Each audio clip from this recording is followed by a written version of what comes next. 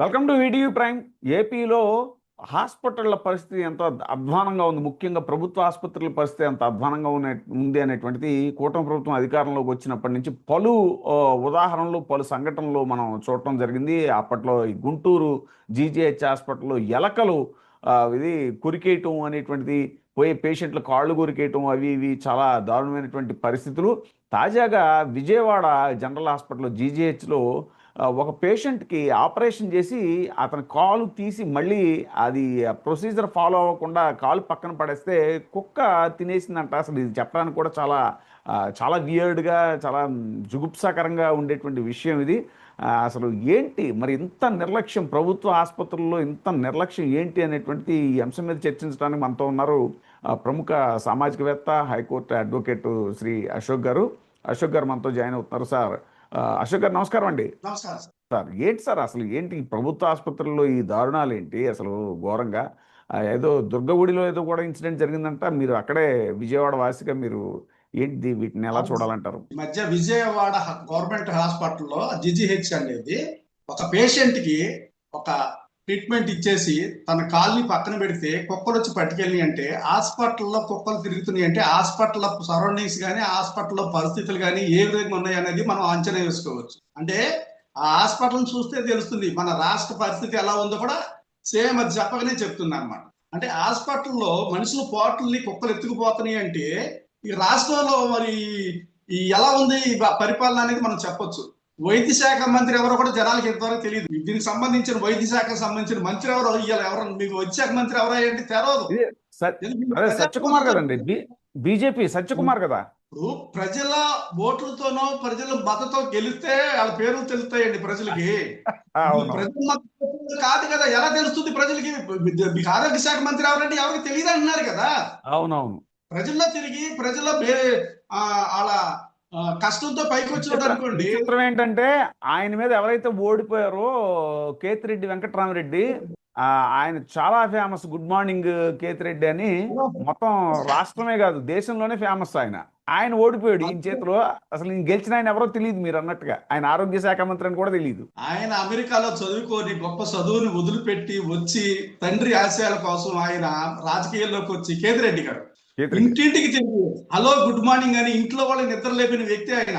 అవును. మీ పిల్లలు ఎంతమంది ఉన్నారు, ఏం చదువుతున్నారు, అన్ని పథకాలు అందుతున్నాయా లేదా మనం చూసాం ప్రత్యక్షంగా, దేశమంతా చూసింది. మొత్తం రాష్ట్రం అంతా ఓడిపోయింది, అసలు మాట్లాడలేదు కానీ ఎవరు ఫీల్ అవ్వలేదు. కానీ ఆయన ఓడిపోయినందుకు వాళ్ళకి అనుమానం వచ్చిందండి. ఎందుకంటే ఆ నియోజకవర్గంలో ప్రజలకే వచ్చింది, ఇది ఈయన ఓడిపోవటం ఏంటి. అసలు రాష్ట్రం మొత్తం మాట్లాడుకున్నారు. అసలు ఈవీఎంల మీద డౌట్ అనేది ఆయన వల్ల వచ్చింది ఒక రకంగా చెప్పాలంటే. కేతిరెడ్డి గారు విజయవాడ కోర్టుకి అటెండ్ అయినప్పుడు మేము ఆయనతో చాలా సేపు నేను టైం స్పెండ్ చేయడం జరిగిందండి. ఈ విషయాలే మేము డిస్కస్ చేసుకోవడం జరిగింది. అసలు ఆయనకే అర్థం కాని పరిస్థితి అనమాట. అసలు ఎంత విచిత్రంగా ఉందంటే ఆ రిజల్ట్. ఆ ఊర్లో ఇప్పుడున్న మీరు వైద్య ఆరోగ్య శాఖ మంత్రి ఎవరైతే ఉన్నారో ఆ ఊర్లో ఎవరికే తెలియదంట. బీజేపీ పార్టీయే పెద్ద పరిచయం లేని పార్టీ ఆ కాన్స్టిట్యున్సీకి.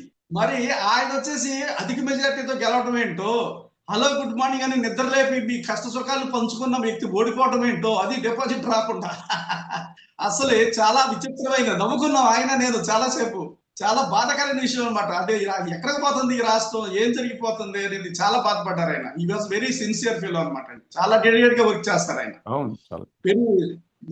నేనేమంటానంటే ఇందులో విజయవాడ గవర్నమెంట్ హాస్పిటల్లో ఒక మనిషి యొక్క అవయవం తీసేసి పక్కన పెడితే కుక్కలు ఎత్తుకుపోతున్నాయి అంటే ఇది మనకి నోటీస్ లోకి వచ్చింది ఇన్సిడెంట్ ఒక్కటే, వార్తల్లోకి వచ్చింది ఇది ఒక్కటే ఇన్సిడెంట్. వార్తల్లోకి రాని, మీడియాలోకి రాని ఎన్ని ఉన్నాయి. ఇక్కడ కనబడుతుంది కదా డాక్టర్ల యొక్క నిర్లక్ష్యం, పాలకుల యొక్క నిర్లక్ష్యం ఎంత ఘోరంగా ఉంది. ఇవాళ మన ఆంధ్రప్రదేశ్ లో ఈ మెడికల్ వ్యవస్థ ఏ విధంగా ఘోరంగా ఎంత ఫెయిల్ అయిపోయింది అనేది మనకు తెలుస్తుంది. అంటే ఒక జగన్మోహన్ రెడ్డి గారు 16-17 మెడికల్ కాలేజీలని శాంక్షన్ చేస్తే అవి వద్దు అని చెప్పేసి వీళ్ళు ఈ విధంగా యుద్ధం చేస్తున్నారు అధికార పార్టీ వాళ్ళు.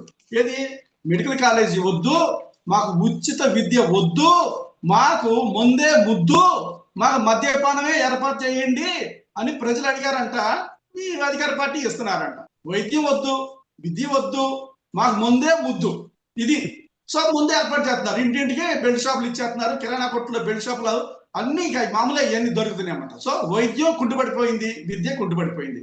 ఎంత ఘోరం అండి. విజయవాడ అనే రాజధానిలో జీజీహెచ్ లో కుక్కలు తిరుగుతూ అవయవాలు ఎత్తుకుపోతున్నాయి అంటే సిగ్గుపడాలి.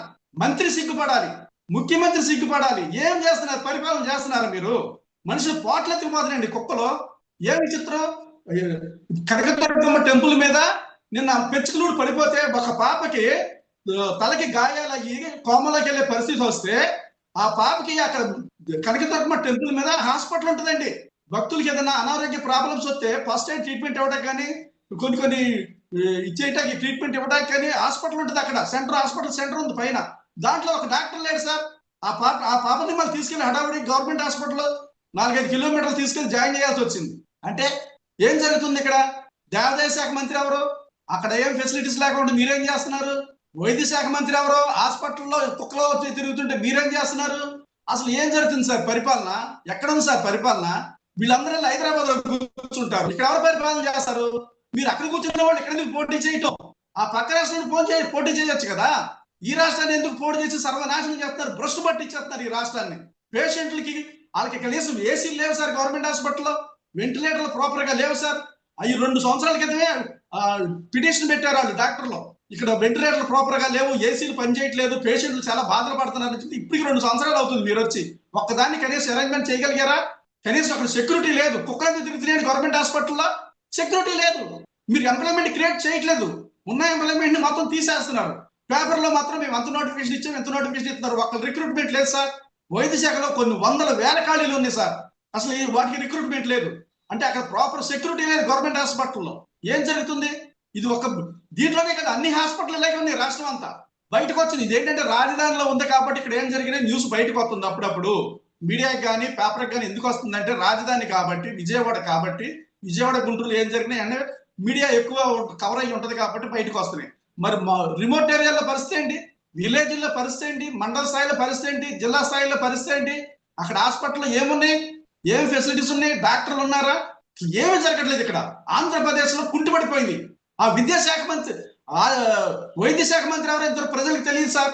మేము మొన్న హాస్పిటల్ అడిగితే మంత్రి ఎవరో ప్రజలకు కాదండి, అక్కడ ఉన్న చాలా స్టాఫ్ కే తెలియదు సార్ ఆయన పేరు. అయ్యో తెలియట్లా. చాలా బాధకర విషయం. చాలా బాధపడిపోయాం మేము. అంటే ఎక్కడికి వెళ్ళిపోయింది పరిపాలన? జనాలు కూడా పట్టించుకోవడం మానేశారు, అధికారులు కూడా పట్టించుకోవడం మానేశారు. ఎందుకంటే ఈ సహకరించట్లేదు ఎవరు. రాజకీయ వ్యవస్థ సహకరించినప్పుడు ఎంప్లాయీస్ మాత్రం ఏం చేస్తారు సార్? ప్రజలు తెచ్చుకున్నారు ఆ పార్టీని. రాజకీయ వ్యవస్థ సహకరించట్లేదు. ఉద్యోగస్తులు వాళ్ళు గట్టిగా మాట్లాడతారు, ఉద్యోగాలు తీసేస్తారు, వాళ్ళ మీద కేసులు రాస్తున్నారు, భయపడిపోతున్నారు ఎవరికాళ్ళే. గవర్నమెంట్ హాస్పిటల్ వెళ్ళి చూడండి, మీరు వెళ్ళి ఏసీలు పనిచేయట్లేదు సార్. విజయవాడ గవర్నమెంట్ హాస్పిటల్ రాజధాని మరి ఇది. ఇక్కడే కుక్కలు తిరిగిపోతున్నాయి పోర్టుల్ని. ఈ లెక్కనే రిమోట్ ఏరియాలో ఆంధ్రప్రదేశ్ అంతా ఏం జరుగుతుంది? కుక్కలో, నక్కలో, పందులు తిరుగుతూ ఉంటాయి గవర్నమెంట్ హాస్పిటల్లో. మీరు వెళ్ళి చూసుకోండి, చెక్ చేసుకోండి ఒకసారి. ప్రజల ద్వారా, ప్రజల ఓట్లతో వచ్చి మంత్రులు అయితే ఈ పరిస్థితులు ఉండవండి. వాళ్ళకి ప్రజల మీద. జగన్మోహన్ రెడ్డి గారు అప్పుడు పెట్టిన విలేజ్ క్లినిక్లు, ఇంటికో డాక్టర్, అవి ఏమన్నా రన్ అవుతున్నాయండి? అవన్నీ ఎప్పుడో మూతపడిపోయినాయి సార్. విలేజ్ క్లినిక్లు లేవు, ఏమీ లేవు. ఇంటికి ఒక డాక్టర్ ఉండేవాడు, వరకు ఏమీ లేదు.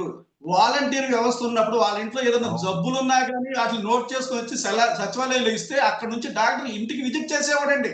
అసలు ఇది ఈ కూటమి ప్రభుత్వంలో కరోనా వస్తే పరిస్థితి ఎలా ఉండేది అని తలుచుకోవడంటేనే భయంగా ఉందండి. నిజంగా మీరు అన్నట్టు వాలంటీర్లు ఎంత చేశారండి కరోనాలో? సార్ ఇప్పుడు నా నోట్లో మాట మీరు చెప్పేశారు. కరోనా పరిస్థితుల్లో వీళ్ళు కనుక ఉండుంటే ఈ రోజున ఆంధ్రప్రదేశ్ శవాల దొడ్డులైపోయాయి, శవాల కుప్పలైపోయాయి సార్.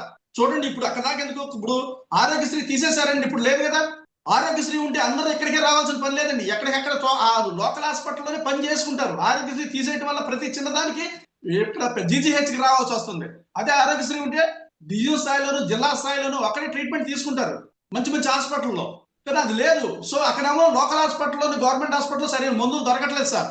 సో వాళ్ళు ప్రతిదీ ఇక్కడికి రిఫర్ చేస్తున్నారు, హెడ్ క్వార్టర్ కి, జీజీహెచ్ కి. ఇక్కడేమో కుక్కలు, పందులు ఇవన్నీ స్వైర విహారం చేస్తున్నాయి ఈ హాస్పిటల్ పరిసరాల్లో. అంటే అక్కడ సెక్యూరిటీ కూడా సరిగ్గా లేదు, అని మనకు అర్థం అవుతుంది. ఇది ఇప్పుడున్న పరిస్థితి. ఇప్పుడు ఇది పరిపాలన. ఇది ఆ ప్రజలకు కావాల్సింది. మంచి వైద్యం, మంచి విద్య సార్ ప్రజలకు కావాల్సింది. మంచి మద్యం కాదు. అది ఎప్పుడు ఏ ప్రజలు కోరుకోరు.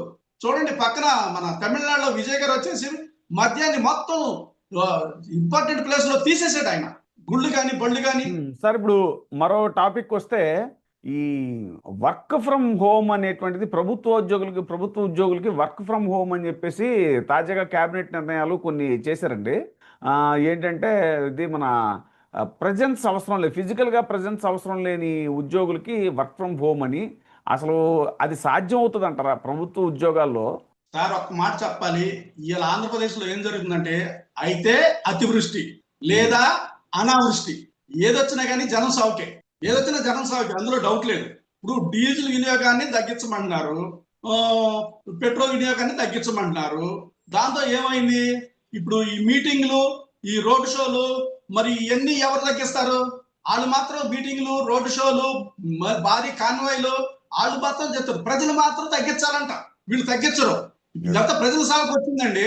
నేనేమంటానంటే ఇప్పుడు work from home okay, concept బాగుంది, అందులో తేడా లేదు. ఇప్పుడు ఏం చేద్దాం, గవర్నమెంట్ ఆఫీసుల్లో మామూలుగా వాళ్ళు ఆఫీస్కి వస్తేనే జనాలకి పనులు చేయట్లేదు, వాళ్ళు ఇళ్లలో కూర్చుంటే జనాలకు పనులు అవుతాయా? ఇది వర్క్ ఫ్రమ్ హోమా? ఏమండి ఏమన్నా బుర్రందా మాట్లాడే వాళ్ళకి, చెప్పే వాళ్ళకి? పరిపాలన అంటారు, ఏముంది సార్ మీకు పరిపాలన? 40 సంవత్సరాలు ఏముంది సార్? ఏం చేశారు సార్? ప్రజలు ఇసుకుపోతున్నారు సార్, భయపడుతున్నారు. ఇప్పుడు ఈ గవర్నమెంట్ హాస్పిటల్లోనే లంచాలు ఎక్కువ, ఆఫీస్కి వచ్చి లంచం ఇస్తే తప్ప నువ్వు పని చేయవు. ఇప్పుడు మళ్ళీ నిన్ను ఎత్తుక్కుంటూ ఇంటికి వచ్చి లంచం ఇవ్వాలా ప్రజలు? నువ్వు ఇంట్లో ఉండి వర్క్ చేస్తావు కదా. అంటే ఇప్పుడు ఎలా ఉందంటే వర్క్ ఫ్రమ్ హోమ్ పెడతాం వల్ల ఈ గవర్నమెంట్ అధికారులకి చక్కగా లంచాలు తీసుకోవడానికి డోర్లు ఓపెన్ చేశారనమాట. ఇక్కడ సీసీ కెమెరాలు ఉండో, ఆఫీసులు కాదు కదా, చుట్టుపక్కల మనుషులు ఎవరు ఉండరు కదా, మీ ఇంట్లో మీరే కూర్చోండి. ఎవరికైనా పని చేయాలంటే సిటిజన్స్ కి మీ ఇంటికి వచ్చి డబ్బులు ఇచ్చి వెళ్తాడు. అక్కడ సీసీ కెమెరాలు ఏముండవు. లంచానికి మంచి మార్గం ఇది వర్క్ ఫ్రమ్ హోమ్ అనేది. ఆంధ్రప్రదేశ్ లో జనాలు భయపడి చచ్చిపోతున్నారు సార్. వర్క్ ఫ్రమ్ హోమ్ అనేది, వర్క్ ఫ్రమ్ హోమ్ చేయటానికి గవర్నమెంట్ ఆఫీసులు ఎలా పెడతారు సార్? మీరు సామాన్యులు ఎలా, చదువు లేని వాళ్ళు ఉంటారు, అంతంత మాత్రం చదువుకున్న వాళ్ళు ఉంటారు, చాలా కష్టాల్లో ఉన్న వాళ్ళు ఉంటారు, రైతులు ఉంటారు, వీళ్ళందరికీ ఆన్లైన్ ఎలా తెలుసుద్ది, డిజిటల్ సిస్టమ్ వాడటం ఎలా తెలుసుద్ది?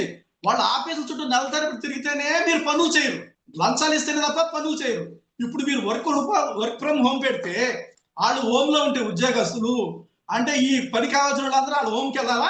అక్కడైతే లంచాలు తీసుకోవడానికి చక్క సీసీ కెమెరాలు ఉండవు, చుట్టుపక్కల జనాలు ఉండరు, ఇప్పుడు వాళ్ళ ఇష్టం వెచ్చలబెడతానని చేసేసుకుంటారా? ఆల్రెడీ ఒక రకంగా వర్క్ ఫ్రమ్ హోమ్ నడుస్తుందండి. తాజాగా ఒక ఇన్ఫర్మేషన్ బయటకు వచ్చింది. ఉత్తరాంధ్ర జిల్లాలో ఈ రెవెన్యూ డిపార్ట్మెంట్లో పీజీఆర్ఎస్ అని ఉంటుంది కదండి, పబ్లిక్ గ్రీవెన్స్ రిడ్రెసల్ సిస్టమ్ అనేది. దానికి ఈ భూమికి సంబంధించినటువంటి వివాదాల గురించి వాళ్ళు అర్జీలు పెట్టుకుంటారు కదా, వాళ్ళు ఆ పోర్టల్లో కూడా రిజిస్టర్ చేసుకుంటారు. వాళ్ళ యొక్క ఇన్ఫర్మేషన్ అంతా కూడా అక్కడ ఉన్నటువంటి ఒక మంత్రికి, ఆ మంత్రి గారి తమ్ముడికి, వాళ్ళ అనుచరుల చేతిలోకి వెళ్తే వాళ్ళు ఆ భూ యజమానులకు ఫోన్ చేసి, ఎవరైతే ఆ ఇష్యూస్ గురించి వాళ్ళు రిజిస్టర్ చేసుకున్నారో వాళ్ళకి ఫోన్లు చేసేసి మీ భూమి ప్రభుత్వ పరం అయిపోద్ది, ఇది ల్యాండ్ పూలింగ్లు భూసేకరణలోకి వెళ్ళిపోద్ది, కాబట్టి తక్కువగా అమ్మేయండి మాకని బెదిరించి ఒక పెద్ద దందా చేస్తున్నారంటండి. వర్క్ ఫ్రమ్ హోమ్ పెట్టింది జనాలకు పనిచేయడం కోసం కాదు, కరప్షన్ కి డోర్లు తెరుతాకనమాట. అదే కరప్షన్ కి డోర్లు తెరిచేసి ఓపెన్ చేశారు. ఇప్పుడు మంత్రులు శంశాలు, ఈ పొలిటికల్ లీడర్స్, నాయకులు ఎవరైతే ఉన్నారో అధికార పార్టీలో ఉన్న వాళ్ళు ప్రజల్ని ఇప్పుడు పిండేస్తారనమాట. ఈ వంకతో వాళ్ళని మొత్తం ఇసుకిచ్చేస్తారు. రెవెన్యూ డిపార్ట్మెంట్ లో ఉన్నంత కరప్షన్ ఇంకేదైనా డిపార్ట్మెంట్ లో ఉంటుందండి మన రాష్ట్రంలో? వాళ్ళు ఆఫీసులో ఉంటేనే జనానికి పని చేయరు, ఇళ్లలో ఉంటే పని చేస్తారా? ఇది జరిగే పెద్ద, ఇది ఎంతలో సక్సెస్ అవుద్ది? నేను ముఖ్యమంత్రి గారికి మీ ద్వారా నా రిక్వెస్ట్ ఏంటంటే, దయచేసి జనాల్ని మీరు భయపెట్టకండి, భయభ్రాంతులకు గురి చేయమాకండి.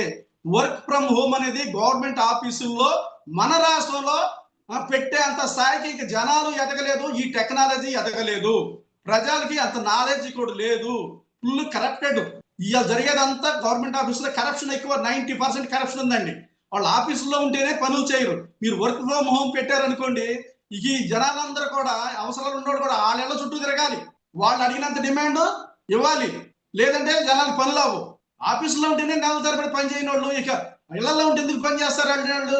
వర్క్ ఫ్రమ్ హోమ్ అనేది గవర్నమెంట్ ఆఫీసులకి దయచేసి, ఇది చంద్రబాబు నాయుడు గారికి నా పర్సనల్ రిక్వెస్ట్, ఒక అడ్వకేట్ గా నేను రిక్వెస్ట్ చేస్తున్నాను, దయచేసి ఇది మీరు దీని గురించి పాజిటివ్ గా ఊహించుకున్నారేమో కానీ అంత పాజిటివ్నెస్ రాదు. మన స్టేట్ లో నెగిటివ్ వస్తుంది. తర్వాత తమరు దానికి ఖర్చుకొని అయ్యో ఇంత జరిగిందా, ఇలా జరిగిందా, ఇంత పొరపాటు జరిగిందా, అయ్యో అని మీరు చేతులుగా లేక ఆకులు పట్టుకుంటే ఉపయోగం లేదు. ఈ లోపు ప్రజల్లో బాగా వ్యతిరేకత వచ్చేస్తుంది, చాలా సఫర్ అవుతారు ప్రజలు. ఇప్పటికే మీరు మీ స్టేట్మెంట్ల వల్ల ఉక్కిరి బిక్కిరి అయిపోతున్నారు జనాలు ఆంధ్రప్రదేశ్ లో. మీ కాన్వాయ్ తగ్గించుకోండి, మీ ఉప ముఖ్యమంత్రికి ఇచ్చిన ఫెసిలిటీ తగ్గించుకోండి, విద్యాశాఖ మంత్రికి ఇచ్చిన ఫెసిలిటీ తగ్గించుకోండి, ఫారిన్ టూర్ మానేయండి. విచిత్రం ఏంటంటే ఇది జరిగిన ఈ క్యాబినెట్ మీటింగ్ జరిగి ఈ క్యాబినెట్ రెజల్యూషన్ అయినటువంటి ఒక గంటకి ఆయన ప్రత్యేక విమానంలో పుట్టపర్తి వెళ్ళారండి లోకేష్ గారు. నేను అదే చెప్తాను, ఎదటి చెప్పేటందుకే నీతులు ఉన్నాయని ఒక సామెత ఉంది. నేనేమంటాను, మీ లగ్జరీస్ తగ్గించుకుంటే చాలు, ఆఫీసులకి రావద్దని మీరు ఎంప్లాయీస్ అనకండి దయచేసి. వర్క్ ఫ్రమ్ హోమ్ అంటే సఫర్ అయ్యేదంతా కామన్ మ్యానే, చాలా సఫర్ అవుతాడు. మీకు చాలా నెగిటివ్ వస్తుంది సార్. ఇది నా పర్సనల్ రిక్వెస్ట్ చేస్తున్నాను నేను చంద్రబాబు నాయుడు గారికి, దయచేసి వర్క్ ఫ్రమ్ హోమ్ అనేది గవర్నమెంట్ ఆఫీసులో పెట్టకండి. ఎందుకంటే జనాలు చాలా సఫర్ అవుతారు, చాలా ఇబ్బందులు పడతారు. తర్వాత మీరే బ్యాడ్ అవుతారు, నాలుగు ఖర్చుకుంటారు. అయ్యో ఇంత పొరపాటు జరిగిందా అని మళ్ళీ దీన్ని మీరు పునరాలోచన చేసుకోవాల్సిన పరిస్థితి వస్తుంది. దయచేసి ముందే మేల్కోమని నేను ఈ రాష్ట్ర ప్రభుత్వానికి విజ్ఞప్తి చేస్తున్నానండి. తర్వాత సార్, ఇప్పుడు టీడీపీ ఆఫీసులో ఒకటి లీజు పొడిగించారంటండి. ఇది కొత్తగా వచ్చింది న్యూస్. ఇది 60 ఏళ్ల నుంచి 66 ఏళ్ల నుంచి 99 ఏళ్లకి లీజు పొడిగించారంట. సీఎం చంద్రబాబు నాయుడు గారు టీడీపీ జిల్లా కార్యాలయాలకు ప్రభుత్వ భూముల్ని 99 ఏళ్ల పాటు లీజుకి ఇచ్చుకున్నారు. ఇందుకోసం గతంలో తాను ఇచ్చినటువంటి జీవోలో సవరణలు చేయటమే కాకుండా ఆ సవరణలు గత ఏడాది నవంబర్ 13 నుంచి అమల్లోకి వస్తాయని గురువారం జరిగిన కేబినెట్ సమావేశంలో నిర్ణయం తీసుకున్నారు. ఇందుకు అనుగుణంగా రెవెన్యూ శాఖ శుక్రవారం ఉత్తర్వులు కూడా జారీ చేసింది. గతంలో జారీ చేసిన జీవో ప్రకారం పార్టీ కార్యాలయాలకు జిల్లాల్లో ప్రభుత్వ భూములను తొలుత 33 ఏళ్ల పాటు లీజుకి, ఆ తర్వాత 33 ఏళ్లు మళ్ళీ పొడిగించారు. ఇప్పుడు ఆ జీవో సవరణ చేస్తూ 66 ఏళ్ల పాటు లీజుకి కేటాయించి ఆ తర్వాత మరో 33 ఏళ్ల పాటు లీజుకి పొడిగిస్తూ మొత్తం 99 ఏళ్ల పాటు ఆ లీజుకి ఇచ్చుకున్నారంటండి. సార్, వడ్డించేవాడు మనోడు అయి ఉంటే ఎక్కడ కూర్చున్నా మనకు రావాల్సింది వస్తుంది. ఇప్పుడు వాళ్ళ చేతిలో పని 99 ఏళ్ళు పొడిగించుకుంటారు. ఇప్పుడు వాళ్ళకి 100 ఏళ్ళకి అవకాశం లేదు, అది యాక్ట్ ఒప్పుకోదు కాబట్టి 99 ఏళ్ళకి ఆగారు. లేకపోతే 299 కూడా పొడిగించుకుంటారు. నేనేమంటానంటే, వీళ్ళు పార్టీ ఆఫీసులు ఉన్న అన్ని జిల్లాల్లో ఎక్కడెక్కడ అన్నిటి కూడా వాళ్ళు ఈ విధంగా సర్క్యులర్ చేసుకున్నారండి. వాళ్ళు ఈ విధంగా పొడిగించుకోవడం జరిగింది. ఎందుకంటే వాళ్ళకి అధికారం ఉంది. అయితే నేను ఏమంటానంటే ఈ సందర్భంగా, ప్రభుత్వ భూముల్లో ఆఫీసులు, రాజకీయ పార్టీ ఆఫీసులు ఎందుకు పెడుతున్నారు? మీ సొంత భూముల్లో పెట్టుకోండి. 300 మంది ఉంటారు కదా భూస్వాములు ఉన్నారు కదా మీ పార్టీలో, ఆఫీసులో. మీ పార్టీ రాజకీయ పార్టీలో ఎంతో మంది సభ్యులు ఉన్నారు. వాళ్ళ ఆటలో పెట్టుకోండి. ప్రభుత్వ ఆస్తులు తీసుకొని మీరు బయట వాళ్ళకేమో 99 పైసలకి ఇస్తారు, లూలు వాళ్ళకేమో రూపాయికి ఇస్తారు. అదేనంటే లోకేష్ గారు నేను ఉచితంగా ఇచ్చేస్తాను మొత్తం అంటాడు ఆయన, ఏదో ఆ సొంత ఆస్తులు ఇచ్చినట్టు. మీ సొంత ఆస్తులు ఉన్నాయి కదా, అక్కడ పెట్టుకోండి పార్టీ ఆఫీసులు. ప్రభుత్వం భూములు తీసుకొని పార్టీ ఆఫీసులు పెట్టడం ఏంటి? మీకు నచ్చిన వాళ్ళకి, ప్రైవేట్ వాళ్ళకి 99 కట్టబెట్టడం ఏంటి? ఇదంతా ప్రజల ఆస్తులు కదండి. ప్రజల పర్మిషన్ లేకుండా అసలు ఏమి చేయకూడదు సార్. మీరు వైట్ పేపర్ ఒకటి రిలీజ్ చేయండి. ఏం చేస్తున్నారో చెప్పట్లేదు, ఏం చేయకూడదో చెప్పట్లేదు. చెప్పే ముందు కనీసం మీరు ప్రతిపక్షానికి ఏం చెప్పాల్సి వస్తుందని చెప్పేసి వాళ్ళకి ప్రతిపక్షం హోదా ఇవ్వట్లేదు, వాళ్ళు అడుగుతారేమోనని. మరి ప్రజలు అడుగుతారు కదా రేపు పొద్దున, వాళ్ళకైనా చెప్పండి. కనీసం వైట్ పేపర్ రిలీజ్ చేయండి. ఇది ప్రభుత్వ ఆస్తులు, మీరు ట్రస్టీలు మాత్రమే. ఈ గవర్నమెంట్ ప్రాపర్టీస్ కి మీరు ట్రస్టీలుగా ఉన్నారు, అధికారిగా లేరండి. దయచేసి పరిపాలించే వాళ్ళకి చిన్న లాజిక్ మర్చిపోతున్నారు. మీరు ట్రస్టీలు మాత్రమే, రక్షకులు, ప్రభుత్వ ఆస్తులకి రక్షకులండి. మీరు యజమానులు కాదు, అవ్వలేరు, కాలేరు కూడా. ఇది సుప్రీంకోర్టు, హైకోర్టు జడ్జిమెంట్లు ఎన్నో చెప్తున్నాయి. మీరు జీవోలు ఇచ్చేస్తే నెక్స్ట్ గవర్నమెంట్ వచ్చినాక జీవోలు మార్చేస్తారు సార్. జీవో ఇవ్వటం ఎంత కోసం ఈజీయో మార్చేయడం కూడా అంతే ఈజీ. మీరు అసెంబ్లీలో ఒక రిజల్యూషన్ పాస్ చేశారు, పర్మనెంట్ రాజధాని ఇదే అని పంపించారు. రేపు వచ్చిన వాళ్ళు ఏం చేస్తారు? దాన్ని మారుస్తారు. ఇప్పుడు ఇట్లాంటి ఎన్ని జరిగింది? ఇప్పుడు మనకి బైఫర్కేషన్ వద్దు, తెలంగాణని ఆంధ్రాని విడగొట్టవద్దు అని చెప్పేసి ఇదే గవర్నమెంట్ లో అప్పుడులో ఒక జీవో పాస్ చేసింది కదా, అసెంబ్లీ తీర్మానం చేసి సెంట్రల్ పంపిణీ కదా. విన్నారు వాళ్ళు? వినలేదు కదండి. మీ అసెంబ్లీ తీర్మానాలు ఏమైనా పట్టించుకున్నారా? కానీ సపరేట్ అయిపోయింది రాష్ట్రాలు. ఈ జీవోలు కూడా అంతే, ఏం ఉండవు. మీ ఇష్టం వచ్చినట్టు మీరు జీవోలు ఇస్తే నెక్స్ట్ గవర్నమెంట్ రాగానే మొత్తం జీవోలు క్యాన్సిల్ చేస్తారు, కొత్త జీవోలు ఇస్తారు. ఇప్పుడు మీరేం చేస్తారు? గీతం యూనివర్సిటీకి మీకు నచ్చినట్టు మీకు కావాల్సిన వాళ్ళకి జీవో ఇచ్చేసారు పర్సనల్ గా. ఇప్పుడు అదేమవుతుంది? రేపొద్దున గవర్నమెంట్ పరంగా జీవో మార్చేస్తారు. నేనేమంటానంటే, పూర్తి జ్ఞానంతో, అవగాహనతో దయచేసి చెయ్యండి. మీ సొంతానికి ప్రభుత్వ ఆస్తుల్ని ఈ విధంగా చేయటం అనేది కరెక్ట్ కాదు. ఇది మంచి మార్గం కూడా కాదు. ప్రజలకు మంచి సంకేతాలు వెళ్ళవని చెప్పి ఇందు మూలంగా నేను చెప్తున్నానండి. అదే ఫైనల్ గా క్వశ్చన్ మార్క్ ఏంటంటే, పోలీసులకు కూడా వర్క్ ఫ్రమ్ హోమ్ ఇచ్చేటువంటి అంశాన్ని పరిశీలిస్తారంట. మరి మీ కోర్టులకు కూడా ఏమైనా వర్క్ ఫ్రమ్ హోమ్ ఇస్తారా ఏంటి? కోర్టులకు ఇచ్చినా పర్వాలేదు సార్, ఎందుకంటే మాకు ఆన్లైన్ లో ఆర్గ్యుమెంట్సే కాబట్టి ఎదురుబదురుగా చెప్పుకున్నా, కోర్టులో ఆన్లైన్ లో చెప్పుకున్నా ఓకే, అంతవరకు మాకు స్క్రీన్ మీద కనబడతాడు, జడ్జి గారు కనబడతారు, ఇక్కడ మేము కనబడతాం. ఆల్రెడీ కరోనా టైంలో వర్క్ ఫ్రమ్ హోమ్ నడిచింది కోర్టులకి. అవి కోర్టులకు సూట్ అవుతాయి సార్, నో డౌట్ కోర్టు వరకు సూట్ అవుతాయి. ఇక్కడ ఎందుకంటే పర్సనల్ గా పార్టీలు అపీరెన్స్ తో పెద్ద పని ఉండదు, ఎక్కువ అంత సఫర్ అయ్యేది కూడా ఏమి ఉండదు. అడ్వకేట్స్, జడ్జెస్ వాళ్ళ ఆర్గ్యుమెంట్స్ సరిపోతాయి. కానీ వర్క్ ఫ్రమ్ హోమ్ గవర్నమెంట్ సంస్థలకు ఇవ్వడం అనేది ఎంతవరకు కరెక్ట్? పోలీసులకంట అసలు ఇంకోటండి, ఈ ఎంప్లాయీస్ కైనా పని ఆలోచించవచ్చు, పోలీసులకి అసలు ఇవ్వకూడదు. పోలీసులు చేయాల్సిందే physical activity sir. Physical activity. Ground లో కావాలంటే వాళ్ళు రోడ్లు ఉన్నాయి, అసలు ప్రతి చోట ఉన్నాయి. వాళ్ళు లేకుండా పోలీసులు వర్క్ ఫ్రమ్ హోమ్ సార్, ఇది ఎక్కడ ఉందా? ప్రపంచంలో ఎక్కడ ఉండదండి పోలీసులు వర్క్ ఫ్రమ్ హోమ్ అనేది. ఇప్పుడు ఆల్రెడీ సోషల్ మీడియా కార్యకర్తలను అరెస్ట్ చేస్తున్నారు కదా, ఎక్కడెక్కడికో తీసుకెళ్తారు. ఇప్పుడు వాళ్ళు ఇళ్ళకే తీసుకెళ్తారేమో. వర్క్ ఫ్రమ్ హోమ్ అనేది పోలీసులకి సూట్ అవ్వదు సార్. దయచేసి అలాంటి పిచ్చి ఆలోచనలు మానుకోమని చెప్పి నేను ఈ అభ్యర్థిస్తున్నాను. పోలీసులు గ్రౌండ్ లో లేకపోతే లా అండ్ ఆర్డర్ మెయింటైన్ చేయడం కష్టం. సొసైటీలో పీస్ఫుల్ గా నడవదు. చాలా ప్రాబ్లమ్స్ వచ్చాయి. దేవుడు దంగలకి వర్క్ ఫ్రమ్ హోమ్ ఉండదు. ఏంటి యాక్షన్ జరిగేదానికి వర్క్ ఫ్రమ్ హోమ్ ఉండదు. ఈ చీటింగ్లు చేసేదానికి వర్క్ ఫ్రమ్ హోమ్ ఉండదు. ఇవన్నీ కూడా వర్క్ ఫ్రమ్ హోమ్ జరగవు సార్. పోలీసులకు వర్క్ ఫ్రమ్ హోమ్ అంటే అయిపోయినట్టే, మొత్తం దేశం అంతా మూతపడిపోద్ది. సో నేనేమంటానంటే అలాంటి విషయాలు తగ్గించేసుకొని వర్క్ ఫ్రమ్ హోమ్ అనేది నాకు తెలిసి పోలీసులకు కానీ, గవర్నమెంట్ సంస్థలకు కానీ, గవర్నమెంట్ ఆఫీసులకు కానీ దయచేసి వర్క్ ఫ్రమ్ హోమ్ పెట్టడం వల్ల ప్రజలు చాలా నష్టపోతారు, చాలా ఇబ్బందులు పడతారండి. వర్క్ ఫ్రమ్ హోమ్ అనేది అన్నిటికీ సూట్ అవ్వదు, సెట్ అవ్వదు. పైగా మన రాష్ట్రంలో అసలు కాదు అది. దయచేసి ప్రభుత్వం ఈ దిశగా ఆలోచించాలని నాకు. Thank you sir. Thank you very much sir. చూస్తున్నానండి వీటీవీ ప్రైమ్. ఇప్పుడే సబ్స్క్రైబ్ చేయండి, లైక్ చేయండి, షేర్ చేయండి. వీటీవీ ప్రైమ్, నీ ఉత్తమాభిరుచుల సమ్మేళనం.